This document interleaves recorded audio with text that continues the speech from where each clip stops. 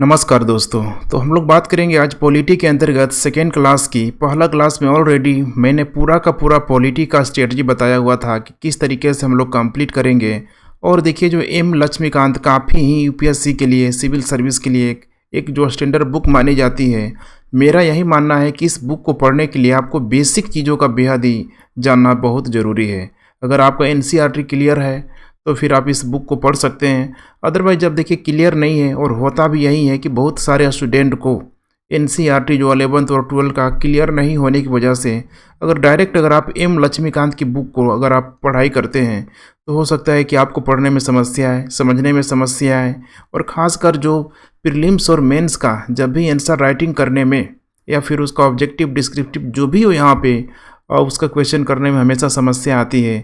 इसीलिए यहाँ पे पिछले क्लास में मैंने जो सिलेबस का जो डिफ़ाइन किया था कि लगभग देखिए इस लक्ष्मीकांत को पढ़ने के लिए हम लोग कुछ बेसिक क्लासों के माध्यम से सबसे पहले जो भी बेसिक टर्मोलॉजी है जो बार बार उस बुक में प्रयोग किया गया है उसको पहले अगर हम लोग एक सेपरेट लेक्चर से देख लिया करेंगे तो जब इस बुक में एंट्री मारेंगे तो हम लोग पूरे के पूरे देखिए जो प्रीलिम्स हो गया, मेंस हो गया और साथ में जो इंटरव्यू तक की प्रक्रिया को आप उसके मर्म को, सब्जेक्ट की जो अंतरात्मा है उससे आप जुड़ पाएंगे। तो इसीलिए यहाँ पे क्लास 2 के अंतर्गत यहाँ पे देखिए आज मैंने आप लोगों के लिए ले आया है राज्य क्या है, राज्य का तत्व क्या है और राजनीतिक व्यवस्था क्या है। इसमें बेसिकली आप ठीक है जो प्रांत है, राज्य है, देश, राष्ट्र, ऐसे आप कुछ विभिन्न जो डिफिनीसन आते हैं ऐसे डिफिनीशनों को आप समझने का प्रयास करेंगे।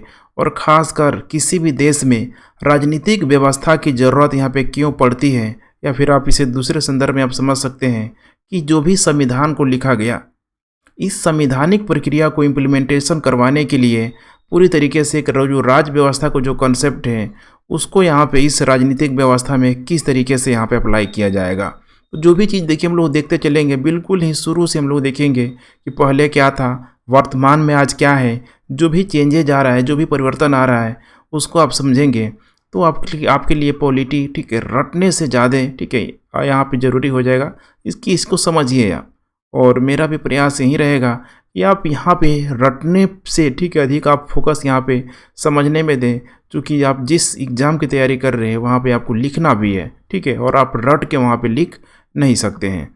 तो चलिए पूरा का पूरा हम लोग एम लक्ष्मीकांत हम लोग कंप्लीट करेंगे। इसके लिए आप लोग बिल्कुल ही ठीक है श्योर रहें और आपको कंटिन्यू रूप से लेक्चर आप लोगों को मिलता रहेगा। यहाँ पे देखिए 3 जो टॉपिक है यहाँ पे, प्रांत, राज्य, देश और राष्ट्र क्या है, और यहाँ पे राज्य के जो तत्व है एक बृहद रूप में हम लोग देखने का प्रयास करेंगे। और उसके बाद से राजनीतिक व्यवस्था की आवश्यकता क्या है इसको हम लोग देखने का प्रयास करते हैं। तो चलिए क्लास को शुरू करते हैं। चैनल को सब्सक्राइब यहाँ पे करना ना भूलें, और पीडीएफ के लिए देखिए आपको टेलीग्राम ग्रुप ठीक है इसे ज्वाइन कर लीजिए, नीचे आपको डिस्क्रिप्शन बॉक्स में उसका लिंक मिल जाएगा।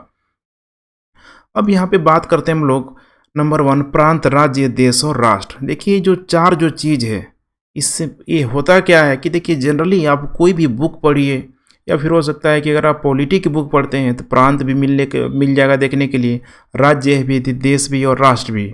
और बड़े मज़े की बात है कि भारतीय संविधान में इन चारों ही शब्दों का प्रयोग किया गया है। लेकिन होता क्या है जनरली स्टूडेंट के बीच कि चारों के चारों जो टर्मोलॉजी है बहुत सारे स्टूडेंट एक ही मान के चलते हैं, या फिर थोड़ा बहुत ठीक है वे जैसे प्रांत को राज्य में मिला दिया, ठीक है राज्य को देश में मिला दिया, देश को राष्ट्र में मिला दिया। कहने का मतलब कि जो एक्चुअल जो कॉन्सेप्ट यहाँ पे जो बनना चाहिए, जो उनकी एक समझ विकसित होनी चाहिए, वो यहाँ पे नहीं हो पाती है। अगर ये चारों के चारों सेम होता, या फिर अगर एक दूसरे से बिल्कुल ही अगर पूरी तरीके से यहाँ पे जुड़ा होता तो भारत के संविधान में एक ही चीज़ों से यहाँ पे काम चला लिया जाता। लेकिन भारतीय संविधान में देखिए इन चारों ही शब्दों का अगर यहाँ पे प्रयोग किया गया है तो इसके कुछ न कुछ यहाँ पे मायने हैं। अब उन मायने को आप समझ जाएंगे तो वो जहाँ जहाँ प्रांत, प्रोविंस या फिर राज्य, स्टेट, या फिर अगर देश, कंट्री, या फिर नेशन, राष्ट्र का अगर प्रयोग किया गया है तो वहाँ पे जब आप पढ़ेंगे तो अपने आप को उस टॉपिक से, उस विषय वस्तु से अपने आप को आप कनेक्ट कर पाएंगे। तो जब सबसे पहले थोड़ा सा हम लोग बेसिक चीज़ों को यहाँ पे देख लेते हैं कि आखिर होता क्या है इसमें। देखिए बिल्कुल सिंपल है। कोई भी देखिए भौगोलिक एरिया है, ध्यान से आप लोग देखते चलिए, कोई भी भौगोलिक एरिया है या फिर इसे आप भूभाग कर सकते हैं, भूभाग, इस भूभाग में स्वाभाविक सी बात है कि कुछ न कुछ यहाँ पे जनसंख्या यहाँ पे रहेगी ही रहेगी। क्या रहेगी? जनसंख्या रहेगी। अब इस जनसंख्या का मतलब है यहाँ पे कि देखिए जो भी यहाँ पे व्यक्ति है, व्यक्ति प्लस व्यक्ति, ऐसे बहुत सारे व्यक्ति मिल जाएंगे तो एक बहुत बड़े जनसंख्या का प्रतिनिधित्व करेंगे और साथ में यही व्यक्तियों का जो समूह है पूरी तरीके से देखिए एक समाज का निर्माण करेगा।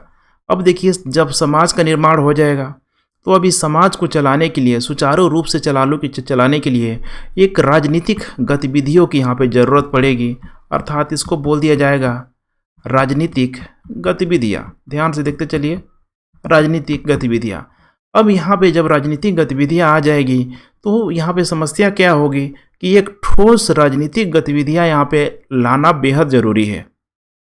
जैसे कि अगर हम लोग यूरोपीय इतिहासकारों की भाषा में समझें, खासकर रूसों के बारे में अगर हम लोग देखें तो रूसो बोलेगा कि जैसे जैसे व्यक्ति समाज का विकास होते गया, अब उस व्यक्ति समाज के अंदर एक डर आने लगा कि भाई कोई ऐसी मजबूत व्यवस्था होनी चाहिए जिससे कि वो लोगों की रक्षा कर सके। उसी को सामान्य इच्छा का सिद्धांत का यहाँ पे नाम दिया गया। उसी तरीके से देखिए जब ये समाज आ गया, राजनीतिक गतिविधियाँ का जब पूरी तरीके से सुचारू रूप से यहाँ पे चालू होने लगा तो ये जो राजनीतिक गतिविधियाँ अब यहाँ पे पूरी की पूरी जो ये राजनीतिक गतिविधियाँ है एक राज्य के अकॉर्डिंग यहाँ पे सौंप दिया गया। अब यहीं से आप देखेंगे तो जो राज्य का जो कॉन्सेप्ट आता है या फिर राज्य के संदर्भ से ज़्यादा बेटर होगा यहाँ पे एक जो सरकार का जो संदर्भ आता है, सरकार के रूप में समझिए।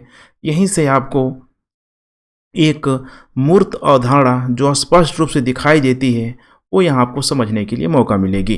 तो यहाँ पे पहला आप देख चुके हैं, यहाँ पे भूभाग है, दूसरा आपने देख लिया जनसंख्या है, तीसरा आपने देख लिया यहाँ पे सरकार है।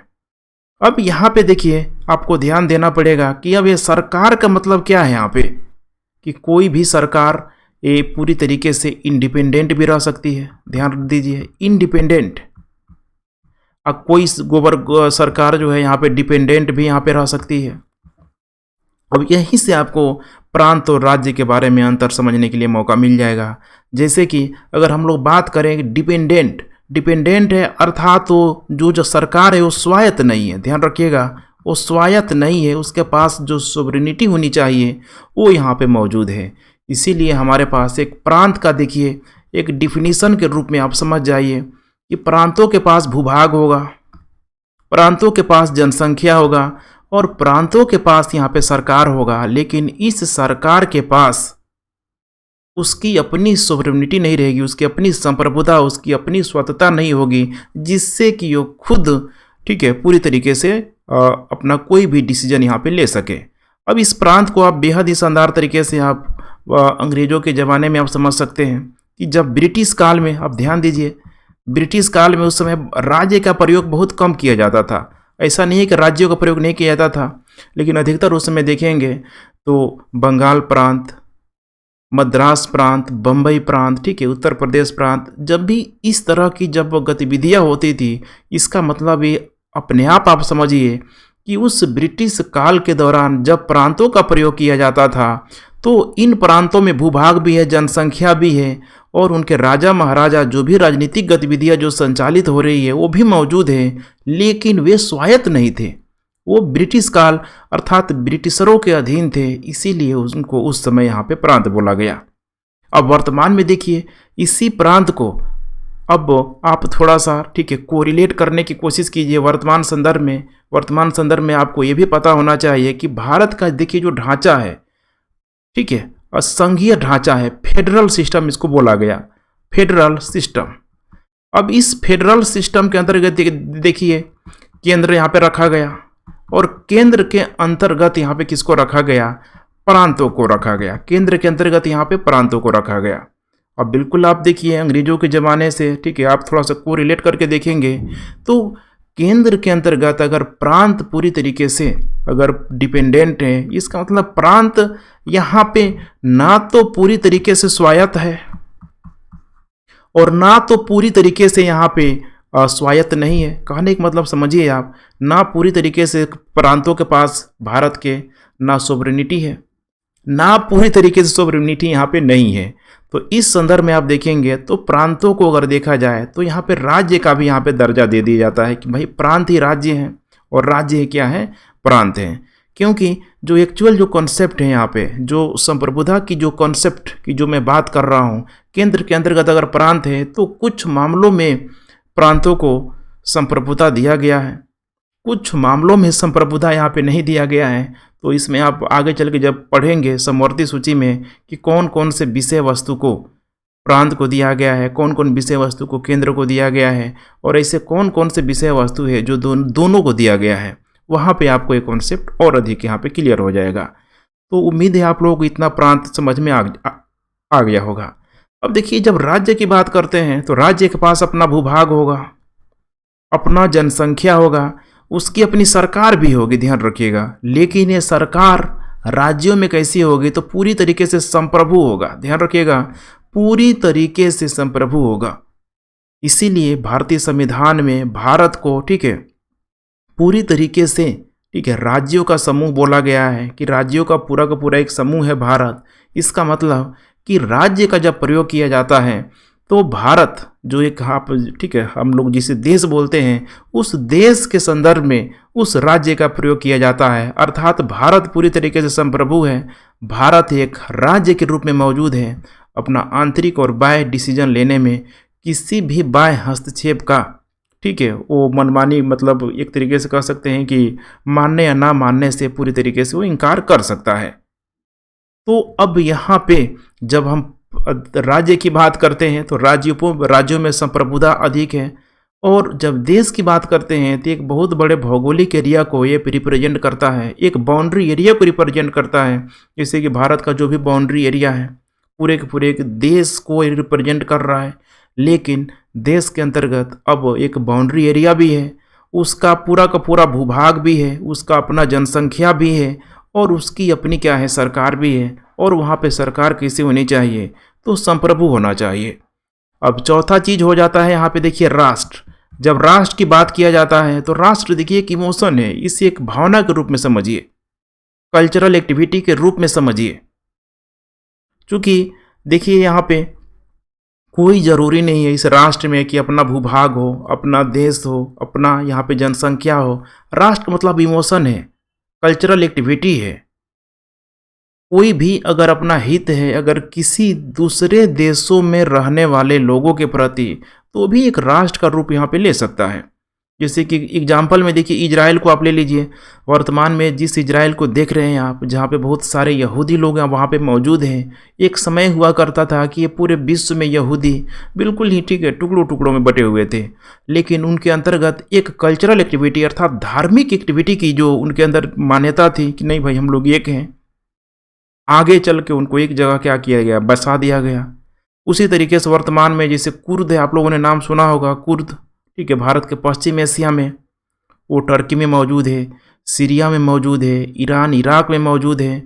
उनका देखिए एक जो इमोशनल लगाव है कि भाई हम लोग पूरे के पूरे हम लोग तुर्क हैं, सॉरी कुर्द हैं यहाँ पे। लेकिन उनका भूभाग नहीं है, अपने भूभाग के लिए वे क्या कर रहे हैं, आज भी यहाँ पे लड़ रहे हैं। देखिए समस्या थोड़ी बहुत यहाँ पे आती है, ठीक है। तो इतना आप लोगों को समझ में आ गया होगा कि प्रांत क्या है, राज्य क्या है, देश क्या है और राष्ट्र क्या है। अब आइए यहाँ पे नेक्स्ट इसी को थोड़ा सा इलोबरेट करके हम लोग देखते हैं। बिल्कुल अब आप लोगों के यहाँ पे कॉन्सेप्ट क्लियर हो जाएगा। प्रांत मैंने बताया था, भूभाग होना चाहिए, जनसंख्या होनी चाहिए, सरकार यहाँ पे होनी चाहिए। और सरकार का मतलब यहाँ पे कि जुडिशरी, एग्जीक्यूटिव, लेजिस्लेटिव, जो भी हम लोग विधायिका, कार्यपालिका, न्यायपालिका की बात कर रहे हैं, तो ये आज से नहीं चल रहा है, ये आदिम जमाने से, ठीक है, जहाँ पे शासक हुआ करते थे प्राचीन, ठीक है, जो भारत की बात कर लें, प्राचीन विश्व की बात कर लें, वहाँ पे इस सरकार के रूप में अगर धर्मतंत्रीय व्यवस्था में देखेंगे तो यहाँ पे शासक होता था, ठीक है, मतलब राजतंत्र व्यवस्था में जिसको मोनार्ची सिस्टम बोला गया, मोनार्ची सिस्टम में यहाँ पे शासक ही होता था। धर्मतंत्र व्यवस्था में अगर देखा जाए तो जो भी धर्म के ठेकेदार होते थे, धर्म को मानने वाले जो भी लोग होते थे, जैसे कि अगर हम लोग ब्राह्मण धर्म की बात करें तो जो भी उस समय, ठीक है, वेद, पुराण, अरण्यक, ठीक है, जो भी जितना भी धार्मिक ग्रंथों को लिख दिया गया उसी के अनुसार चल रहा था। उसी तरीके से आप मुस्लिम धर्म की बात कर लीजिए, शरिया में जो भी लिख दिया गया उसी को कानून मान लिया गया। क्रिश्चियनिटी की आप बात कर लें, कहने का मतलब अलग अलग धर्मों में, ठीक है, सरकार का जो रूप है बिल्कुल आपको यह दिखाई देगा, चाहे वो शासक के संदर्भ में समझे, चाहे उसको आप धर्मतंत्र के संदर्भ के, ठीक है, रूप में समझे। तो अब ये है सरकार, देखिए, ठीक है, अब ये है सरकार जो आधुनिक काल में अब यही मायने रखता है कि सरकार संप्रभु है कि नहीं है। संप्रभु है तो फिर ये पूरी तरीके से राज्य हो जाएगा, और संप्रभु नहीं है तो इसका मतलब ये पूरी तरीके से, ठीक है, ये प्रांत हो जाएगा। तो अब भारत के संदर्भ में समझिए इसको, यही मैंने बताया था कि भारत का जो सिस्टम है, फेडरल सिस्टम है, यहाँ पे संघीय ढांचा के रूप में मौजूद है। संघीय ढांचा है यहाँ पे, संघीय ढांचा का मतलब यहाँ पे केंद्र है और दूसरी तरफ यहाँ पे प्रांत बांटा गया। तो आप देख पा रहे हैं पूरा का पूरा एक बहुत बड़ा जो बड़ा वाला सर्कल है, केंद्र बांट दिया गया। अब इस केंद्र के अंतर्गत बहुत सारे छोटे छोटे छोटे यहाँ पे प्रांत को बना दिया गया। अब प्रांत का मतलब यहाँ पे आप यूपी, बिहार, एमपी, जो भी भारत का प्रांत है, इसको एक संघीय इकाई के रूप में बांट दिया गया। अब समस्या क्या है कि इन प्रांतों के पास ना पूरी तरीके से संप्रभुता है, ना ये पूरी तरीके से, ठीक है, स्वायत्त है, ना पूरी तरीके से इंडिपेंडेंट है। इसीलिए इन प्रांतों को अगर आप देखेंगे तो कभी कभी यहाँ पे राज्य का प्रयोग किया जाता है, और वर्तमान में तो देखिए राज्य का ही प्रयोग किया जाता है। लेकिन आप खुद सोच के देखिए, अगर राज्य का प्रयोग कर रहे हैं तो राज्य में एक संप्रभुता का भाव है क्या? आज कोई राज्य, सपोज करिए कि अगर बिहार राज्य है तो अगर चाहे कि भाई हम केंद्र से अलग हो जाए, ऐसा हो सकता है? बिल्कुल नहीं हो सकता है। तो फिर वो संप्रभु कैसे हुआ? तो इसीलिए बिहार राज्य से ज़्यादा बेटर बोलना आज के समय में क्या होगा, बिहार प्रांत बोलना यहाँ पे ज़्यादा बेटर होगा, और ऐसा होता है राज्यों के संदर्भ में। ठीक उसी तरीके से अगर हम लोग यहाँ पे देखिए केंद्र के, सॉरी, यहाँ पे राज्य की बात करें तो फिर वही बातें हैं। व्यक्ति समाज बन रहा है, सरकार बन रहा है, सरकार से यहाँ पे राज्य की अवधारणा आ रही है, और राज्य कैसा होना चाहिए? तो संप्रभु होना चाहिए। अब ये जो राज्य की बात करते हैं तो एक विधि परिकल्पना के रूप में, एक राजनीतिक इकाई के रूप में पूरी तरीके से ये मौजूद है। अब यहाँ पे सबसे इम्पोर्टेंट है संप्रभुता का जो भाव है। देखिए यहाँ पे इसको आपको समझना पड़ेगा। संप्रभुता का मतलब मैं तभी से आपको समझा रहा हूँ कि अपना आंतरिक और बाह्य डिसीजन लेने में बिल्कुल ही स्वतंत्र हो, कोई इंटरफेयर ना हो, दूसरे के अंडर कंट्रोल में दबाव से, ठीक है, काम नहीं करता हो। जैसे कि आर्टिकल 1 में इसका मेंशन भी किया गया है कि India shall union of state, ठीक है, पूरी तरीके से यहाँ पे दिया गया है। इसका मतलब कि भारत को देश कहने से अगर बेटर है कि आप बोले कि भारत, ठीक है, राज्यों का पूरा, ठीक है, एक संघ होगा, तो ये फिर ज़्यादा बेटर होगा। तीसरे नंबर पे यहाँ पे देश, कंट्री, ठीक है। अब यहाँ पे देखिए एक समय हुआ करता था, आप बचपन में होंगे तो पढ़े ही होंगे कि यूएनओ के द्वारा, यूनाइटेड नेशन ऑर्गेनाइजेशन के द्वारा जिसको जिसको मान्यता दे दिया गया वो देश है, जिसको मान्यता नहीं दिया गया वो देश नहीं है। लेकिन ऐसा नहीं है, क्योंकि ताइवान को देखिए, ताइवान को ले लीजिए, या फिर सोवियत रूस को ले लीजिए। जब सोवियत रूस का जब पूरी तरीके से विघटन हो गया, उसके पश्चात आप ले लीजिए, ठीक है, तो कुछ को यूएनओ ने दर्जा दिया, तब भी वो देश नहीं बन पाया, जैसे कि ताइवान को दिया गया। लेकिन चाइना ने, ठीक है, पूरी तरीके से इसको मना कर दिया। उसके बाद सोवियत संघ के, आपको पता है कि सोवियत संघ जब विघटन हुआ तो 15-15, ठीक है, पूरी तरीके से यहाँ से, ठीक है, जो देशों का आप कह सकते हैं कि सोवियत संघ के क्षेत्रों का यहाँ पे 15-15 भागों में बंटवारा किया गया। उसमें से बहुत को यूएनओ ने, ठीक है, पूरी तरीके से दर्जा नहीं दिया देश का, लेकिन फिर भी वो अपने आप को देश बोलने लगे। तो अब यूएनओ के द्वारा जो ठीक है परिभाषित जो चीज़ें हैं, पूरी तरीके से कहना सही यहाँ पे नहीं होगा। देश का मतलब यहाँ पे देखिए पूरी तरीके से एक बहुत बड़े भौगोलिक इकाई को यहाँ पे रिप्रेजेंट कर रहा है। जैसे कि इसका जो प्रयोग किया गया डीपीएसपी में, डायरेक्टिव प्रिंसिपल स्टेट ऑफ, ठीक है, यहाँ पे डायरेक्टिव, ठीक है, प्रिंसिपल स्टेट ऑफ पॉलिसी में यहाँ पे, ठीक है, इसका जिक्र किया भी गया है। राज्य के नीति निर्देशक तत्वों में यहाँ पे इसका प्रयोग किया गया है कि देश के रूप में यहाँ पे लाया गया, कंट्री वहाँ पे मेंशन किया गया है, तो ध्यान रखिएगा, ठीक है। इसका मतलब कि देश को बिल्कुल ही हम लोग राज्यों के इक्विवेलेंट यहाँ पे रख सकते हैं कि भाई संप्रभु होना चाहिए। भारत तो चूँकि बहुत बड़ा विशाल देश है, भौगोलिक जो एरिया है भारत का बहुत बड़ा है यहाँ पे, तो ये भी भारत संप्रभु है। कुछ छोटे भी देश यहाँ पे मौजूद है, जैसे श्रीलंका को ही ले लीजिए, वो भी एक संप्रभु देश है। तो बिल्कुल ही यहाँ पे देश को यहाँ पे इक्विवेलेंट अगर राज्य को रखा जाए तो इसमें कहना यहाँ पे कोई गलत नहीं है। तो यहाँ पे आप ध्यान रखिएगा, ठीक है। उसके बाद से आता है यहाँ पे राष्ट्र। देखिए यही है राष्ट्रवाद की भावना। अब आप लोगों ने थोड़ा बहुत भी देखिए वर्ल्ड हिस्ट्री पढ़ा होगा, तो क्योंकि वर्ल्ड हिस्ट्री में मेंशन मैं इसीलिए कर रहा हूँ कि नेशनलिज्म का जो कॉन्सेप्ट है, अगर देखा जाए तो उसी वर्ल्ड हिस्ट्री से निकल के आता हुआ आपको दिखाई देगा, मैंने एक मूर्त रूप में आपको दिखाई देगा। ठीक है, खासकर नेपोलियन के समय जब फ्रांस की क्रांति जब होती है, तो उस समय जो नेशनलिज्म का जो कॉन्सेप्ट निकल के आता है कि किस प्रकार से नेपोलियन ने फ्रांस को पूरी तरीके से यूनाइट किया, जहाँ जहाँ अपने विजित क्षेत्रों को जीता वहाँ पे भी ठीक है अपने विचारधाराओं को, एक प्रगतिशील विचारधाराओं को फैलाते गया। उनके अंदर भी एक अपनापन की जो भावना बढ़ते चली गई। लेकिन सिर्फ इतना ही नहीं हुआ, बाद में जब नेपोलियन अपने ही विचारधाराओं को पूरी तरीके से अन्य क्षेत्रों में मानने से, लागू करवाने से जब इनकार करते गया, तो लोग समझ गए कि भाई नेपोलियन तो दोहरी नीति अपना रहा है। अपने यहाँ तो बातें अच्छी अच्छी कर रहा है, लेकिन वो बातें हमारे यहाँ लागू नहीं कर रहा है। और देखेंगे कि पूरे के पूरे जो यूरोपीय जो राष्ट्र है, शक्ति संतुलन के माध्यम से उस नेपोलियन को पराजित किया जाएगा। वो पराजित कैसे किया जाएगा? तो नेशनलिज्म, राष्ट्रवाद की भावना से। तो राष्ट्रवाद की जो भावना है, इसको आप किसी भी बाउंड्री के अंतर्गत बांध के नहीं रख सकते हैं।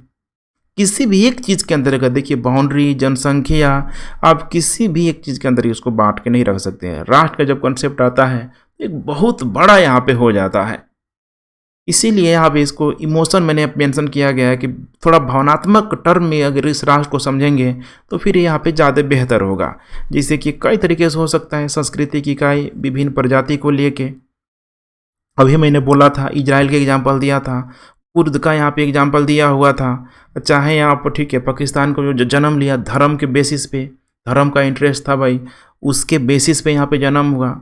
आज वर्तमान में आप ठीक है अगर आर्थिक एक्टिविटी को लेके, आर्थिक हित को लेकर बात करें, तो बहुत सारे जो राष्ट्र हैं, बहुत सारे जो देश हैं, देखिए अपने आर्थिक हितों से परिचालित होकर भी राष्ट्रवाद को बढ़ावा दे रहे हैं।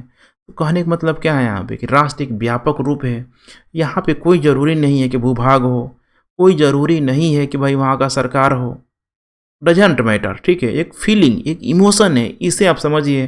किसी भी तरीके से अगर आपका इंटरेस्ट, कल्चरल एक्टिविटी, विभिन्न प्रजाति, मैंने इसका बहुत बड़ा यहाँ पे आयाम यहाँ पे हो जाता है। तो इसीलिए देखिए इसको संस्कृति की इकाई, विभिन्न प्रजाति, एक रूपता विविधता के रूप में इसे समझने की ज़रूरत है।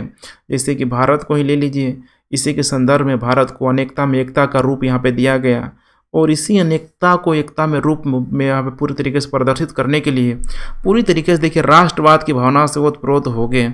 अब जो भी एक चीज़ को यहाँ पे लाया गया कि भाई किसी भी एक चीज़ पे तो भाई सहमत होंगे। अब चाहे हिंदू हो, मुस्लिम हो, क्रिश्चियन हो, अगर वो भारत का है, पूछेंगे कि भारत का राष्ट्रीय पशु क्या है, सबकी तरह से एक ही आवाज़ आएगी। राष्ट्रीय फूल क्या है, राष्ट्रीय खेल क्या है, यहाँ एक नेशनलिज्म का जो कॉन्सेप्ट है मजबूत होती हुई यहाँ आपको दिखाई देगी। ठीक है, तो ऐसे ही समझना है। ठीक है, आपको लगना चाहिए कि आज मैं कुछ नया सीख रहा हूँ। अब आइए यहाँ पे हम लोग बात करते हैं राज्य के तत्व। अब तो आपको समझ में आ ही गया होगा कि राज्य का तत्व क्या है। थोड़ा सा इसको हम लोग इलोबरेट करके और देखने का प्रयास करते हैं। देखिए, जब भी भूभाग की बात किया जाता है, जियोग्राफिकल एरिया की बात किया जाता है, तो एक निश्चित भौगोलिक एरिया यहाँ पे इस राज्य के अंतर्गत यहाँ पे होना चाहिए। ये चारों के चारों जो तत्व है मैंडेटरी तत्व है। अगर कोई भी एक तत्व यहाँ पे नहीं रहेगा तो राज्य की अवधारणा पूरी तरीके से धूमिल पड़ जाएगी, टूट जाएगी। तो ध्यान रखिएगा, किसी भी निश्चित भौगोलिक आकार में वहाँ की जो राज्य की जो सरकार है, ध्यान रखिएगा, राजनीतिक क्रिया अगर यहाँ पे कर रही है बेरोक टोक, ठीक है, राजनीतिक क्रिया कर रही है, तो फिर वो जो भूभाग है उसका है, कोई उसको दिक्कत नहीं है। जैसे कि भारत को ले लीजिए, भारत अपने बाउंड्री लाइन पे पूरा का पूरा, ठीक है, कश्मीर से लेके कन्याकुमारी तक, ठीक है, इसके अलावा गुजरात से लेके अरुणाचल प्रदेश तक, पूरा का पूरा यहाँ पे भारत सरकार के द्वारा अपनी राजनीतिक गतिविधियों को इस भूभाग के अंतर्गत किया जा रहा है। मजा ले कोई रोक दे, आराम से चल रहा है, कोई समस्या नहीं है।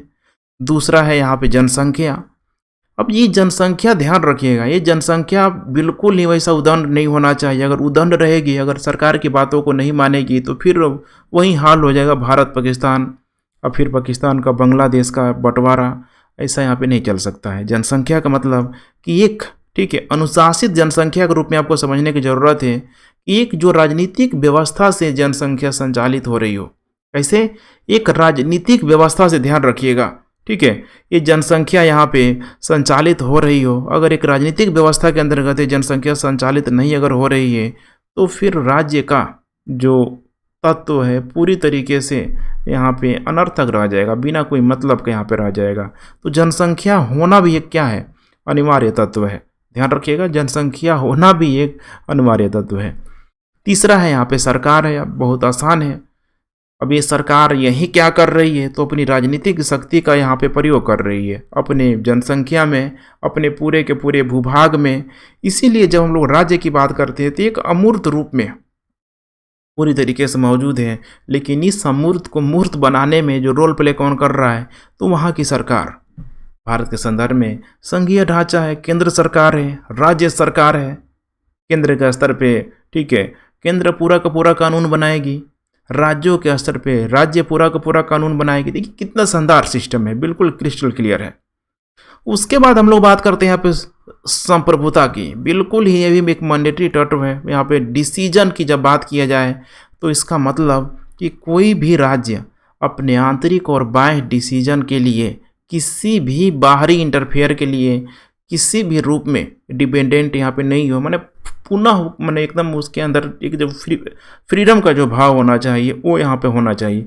ये नहीं कि किसी के दबाव में, ठीक है, यहाँ पे डिसीजन ले लें, फिर तो राज्य के तत्व में वो शामिल यहाँ पे हो ही नहीं पाएगा। तो ध्यान रखिएगा, संप्रभु, ठीक है, आंतरिक और बाह्य डिसीजन के लिए संप्रभु यहाँ पे होना चाहिए। एग्जाम्पल से यहाँ पे थोड़ा सा और आपको क्लियर हो जाएगा। जैसे कि तिब्बत को ले लीजिए। तिब्बत में आप लोग पता होगा वहाँ पे दलाई लामा, ठीक है, अपने बौद्ध अनुयायियों के साथ, बौद्ध भिक्षुकों के साथ जीवन यापन लोग वहाँ पे अच्छा खासा कर रहा था। भारत चीनी, ठीक है, खासकर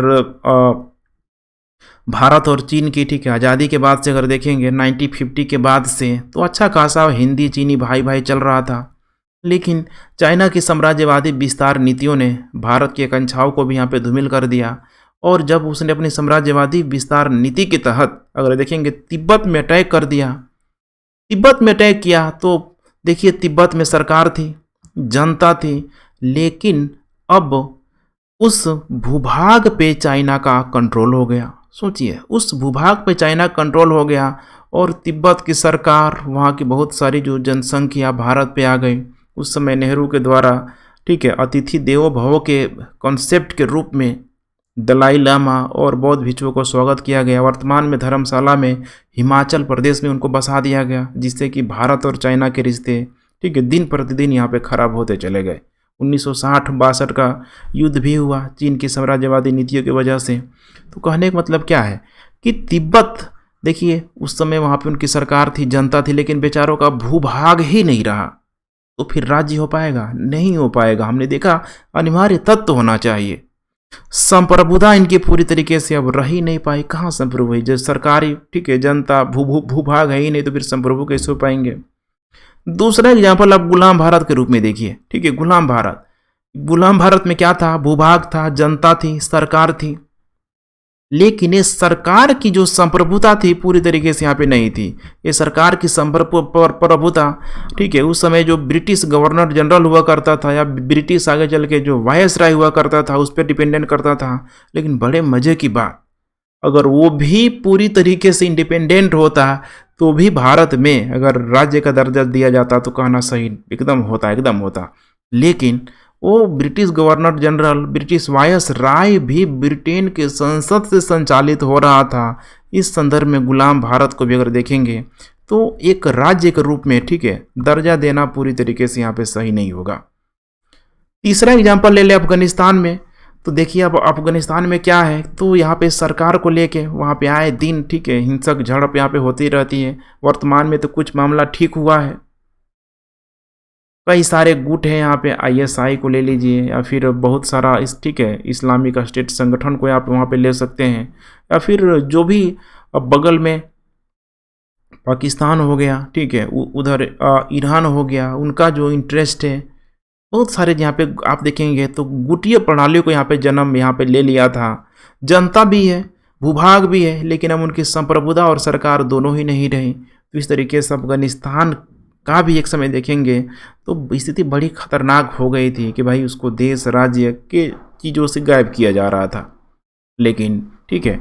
ऐन वक्त पे उसको संभाल लिया गया, ठीक है। कैसे संभाला गया ये अलग मुद्दा है, लेकिन अभी तो एक ठीक है वो भी एक सोवरेनिटी कंट्री के रूप में पूरी तरीके से मौजूद है, ठीक है। तो कुछ एग्जाम्पल के माध्यम से उम्मीद है कि आपको क्लियर हो गया होगा। अब आइए नेक्स्ट हम लोग बात करते हैं कि राजनीतिक व्यवस्था की ज़रूरत क्यों है।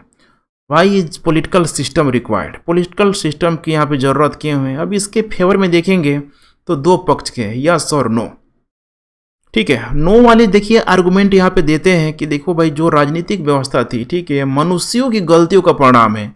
मनुष्यों ने एक मनुष्य पे, ठीक है, एक मनुष्य ने दूसरे मनुष्य पे कंट्रोल करने के लिए, अपने स्वार्थपरक जरूरतों को पूरा करने के लिए एक ऐसा ढांचा ला लिया जिससे कि मनुष्य मनुष्य का शोषण कर रहा है। और इसमें कार्ल मार्क्स का नाम उल्लेखनीय है।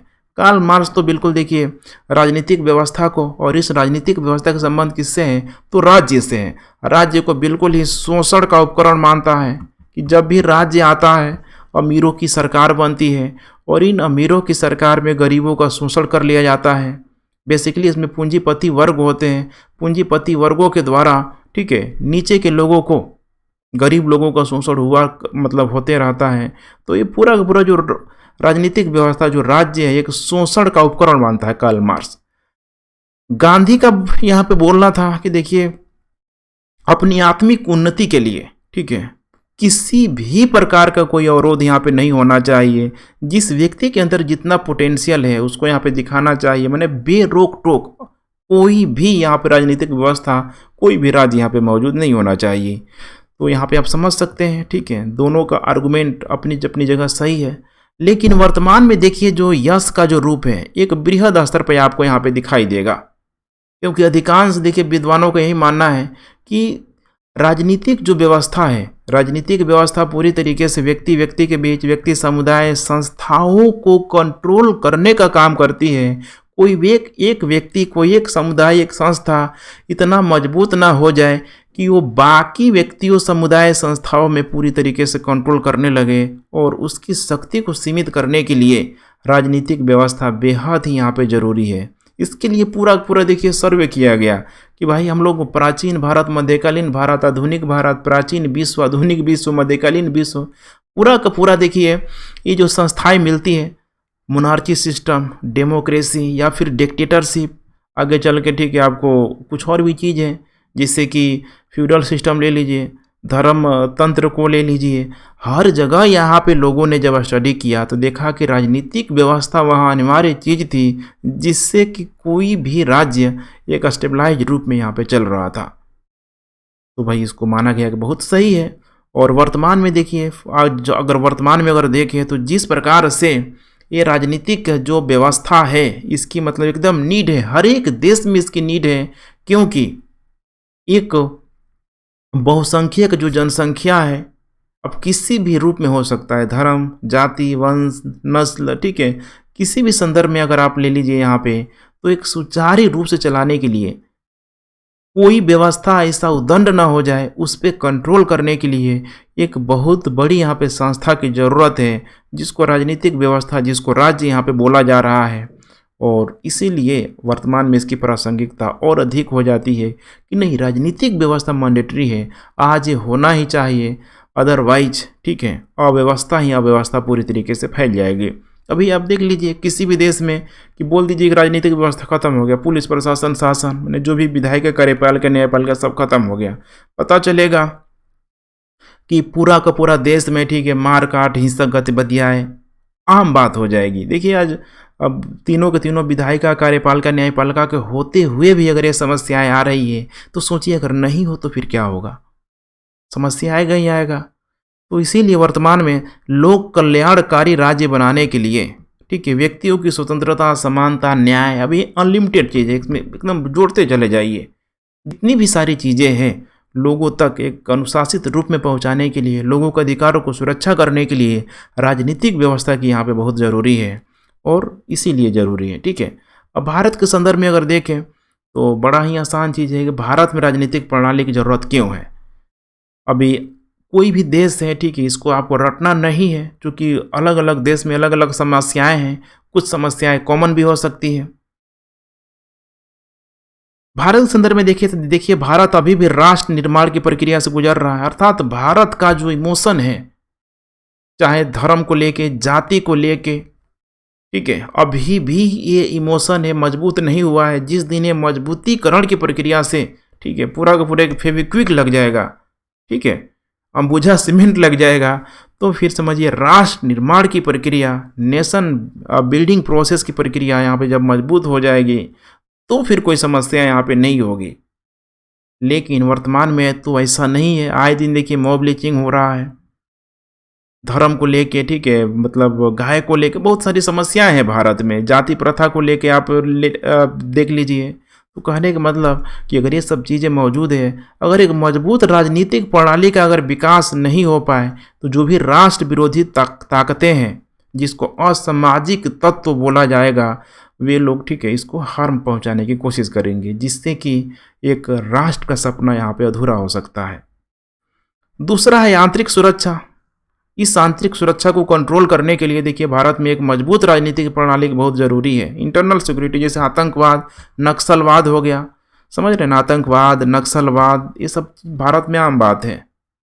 इसके बाद यहाँ पे अलगाववाद का भी एक समस्या है, सेपरेटिज्म को लेके, जैसे कि नॉर्थ ईस्ट के लोग आज भी भारत से कुछ सीमावर्ती जो इलाके हैं जुड़ाव नहीं कर पाते हैं।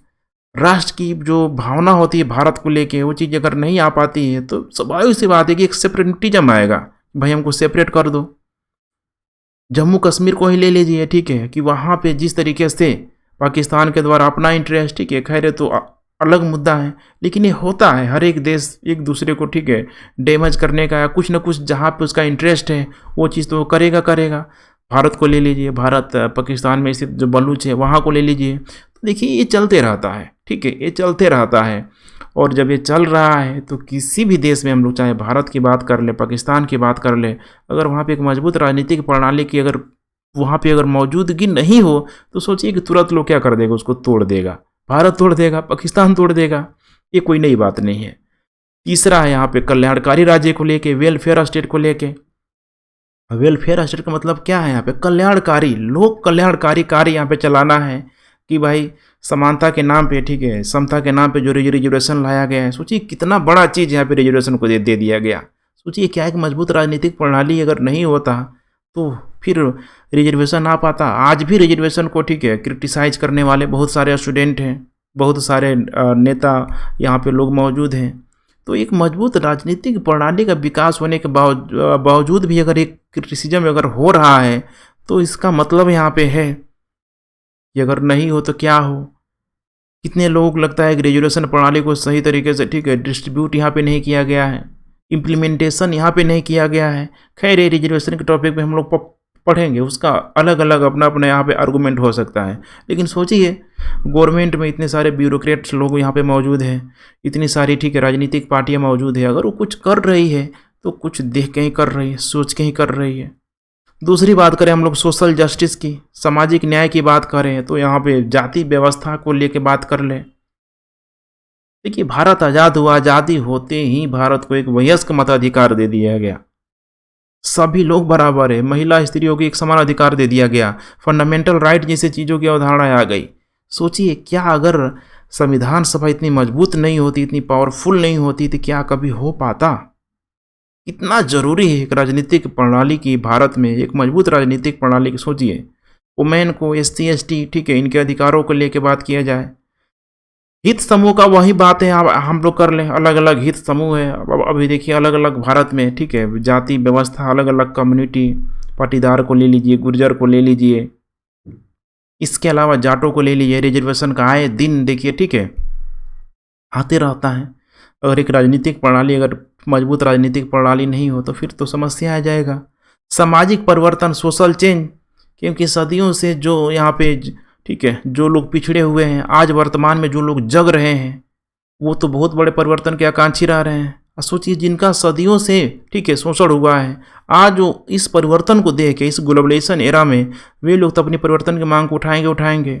लेकिन जो पहले से उस व्यवस्था के तहत जिन्होंने लाभ कमाया है, उनको भाई उनके तो पेट में दर्द होगा ही होगा, समस्या आएगा ही आएगा। लेकिन अब तो बैलेंस बनाना पड़ेगा इसमें, और ये बैलेंस कब बनेगा, जब एक राजनीतिक प्रणाली की, ठीक है, एक मजबूत राजनीतिक प्रणाली की यहाँ पे, ठीक है, उपस्थिति हो। तो कुल मिला के देखिए 5 टर्म है, कुछ और भी टर्म छूट जाए तो आप नीचे कमेंट कर सकते हैं, लेकिन ये 5 चीज़ें हैं जो आपको समझना पड़ेगा, ठीक है, और समझना एकदम, देखिए इसको बिल्कुल, ठीक है, भारत के संदर्भ में आंख बंद कीजिए तो दिखना चाहिए कि क्या क्या भारत में समस्याएं मौजूद है, क्यों राजनीतिक प्रणाली की यहाँ पे भारत में ज़रूरत है। तो कुल मिला के देखिए फ्रेंड्स, ठीक है, आज का यही छोटा सा टॉपिक था, ठीक है, जिसको हम लोगों ने कंप्लीट कर लिया। कल हम लोग देखेंगे ऑर्गन्स ऑफ गवर्नमेंट, शासन के अंग के बारे में, आप विधायिका, कार्यपालिका, न्यायपालिका का पूरा विस्तृत अध्ययन करने का प्रयास करेंगे। तो चलिए, थैंक्स फॉर वाचिंग। लेक्चर पसंद आ रहा है तो भी शुरुआती टाइम में देखिए, ठीक है, हो सकता है कि बहुत लोगों को ये आता होगा, फिर भी आप देखिए, हो सकता है कि, ठीक है, आप मेरे पढ़ाए हुए पैटर्न के अनुसार अगर आप ढल जाएंगे तो पूरा का पूरा सोचिए, ठीक है, लाइव बन जाएगा यहाँ पे, क्योंकि हर एक चीज़ को मैं इसी वे में लेके चलूँगा, क्रिस्टल क्लियर मेरा जो पढ़ाने का जो कंसेप्ट होगा इसी तरीके से होगा। तो मेरे पढ़ाई के पैटर्न के अनुसार अगर आप ढल जाते हैं, मेरे बताए हुए डिफिनीसन को अगर आप फॉलो करते हैं, ठीक है, तो समझिए कि पूरा का पूरा आपको पॉलिटी, ठीक है, जो लक्ष्मीकांत है, कोई देखिए मामूली किताब नहीं है, ठीक है, उसको आप सही से नहीं पढ़ते हैं, रटने की प्रक्रिया से अगर उसका स्टडी करने लगते हैं तो फिर आप कभी एग्जाम को क्वालिफाई नहीं कर पाएंगे। तो थोड़ा सा, ठीक है, एनालिटिकल अप्रोच आइए, थोड़ा सोचने वाला प्राणी बनिए, आप भी थोड़ा सोचिए, ठीक है, और नोट्स के लिए टेंशन नहीं लेना है, सक्षम है तो आप खुद साथ में बना के चलिए, अदरवाइज इसका मैं PDF में डेली के लिए आप लोगों को प्रोवाइड करते चलूँगा। तो चलिए फ्रेंड्स, वंस अगेन लेक्चर को शेयर जरूर करें एंड थैंक्स फॉर वॉचिंग। कल मिलते हैं, तब तक के लिए जय हिंद।